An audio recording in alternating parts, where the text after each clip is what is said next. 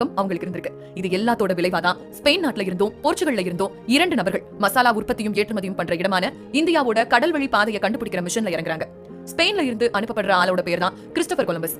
Portugal மன்னர் போர்ச்சுகலுக்காக represent பண்ணி அனுப்புற ஆள் பேர் தான் வாஸ்கோ ட காமா. இந்த இந்தியன் சீ ரூட்டை கண்டுபிடிச்சிட்டா எப்படியாவது இந்த மசாலா ட்ரேட நம்ம கண்ட்ரோலுக்கு கொண்டு வந்துடலாம் அப்படிங்கிற ஒரு நோக்கத்தோட 2 பேரும் எதிரெதிர் துருவங்கள்ல இருந்து கிளம்பி அவங்க பயணத்தை ஸ்டார்ட் பண்றாங்க. ஆனா அவங்க கிளம்புறப்ப அவங்களுக்கு தெரியாது அடுத்து வர இருக்க 500-600 வருஷத்தோட இன்டர்நேஷனல் பாலிடிக்ஸ அவங்க தான் இன்ஃப்ளூயன்ஸ் பண்ண போறாங்கன்னு. இந்த பயணத்துல தொடர்ந்து பல போராட்டங்களையும் சிக்கல்களையும் 2 நாட்டை சேர்ந்தவங்களும் அனுபவிச்சாங்க. இந்தியாவுக்கு போய் ரீச் ஆயிரணும், அந்த மசாலா வர்த்தகத்தை தான் கட்டுக்கு எடுத்துட்டு வந்துடணுங்கிற ஒரே நோக்கத்துல இவங்க பல உயிர்களை கூட விலை கொடுத்தாங்க. இந்த பயணத்தோட முடிவுல தான் வாஸ்கோ ட காமா இந்தியாவுக்கு போற கடல் வழியை கண்டுபிடிச்சு அங்க போய் ரீச் ஆனார். இன்னொரு பக்கம் கொலம்பஸும் நம்ம இந்தியாவை நோக்கி தான் போயிட்டு இருக்கோம்னு ரொம்ப பெரிய ஒரு லாங் ஜர்னி எடுத்துக்கிட்டாரு. ஆனா இந்தியான்னு நினைச்சு அமெரிக்காவை போய் ரீச் ஆனார். இந்த முழு பயணத்துல அவங்க யாரை சந்திச்சாங்க, எந்தெந்த நாடுகளை தங்களோட வசப்படுத்தினாங்க, இந்த பயணத்துக்கு அப்புறம் இவங்களோட ஒரு சில செயல்பாடுகளின் விளைவா ரெஸ்ட் ஆஃப் தி வேர்ல்ட்ல என்ன மாதிரியான தாக்கங்கள் அது ஏற்படுத்துச்சு தெரிஞ்சுப்போமா?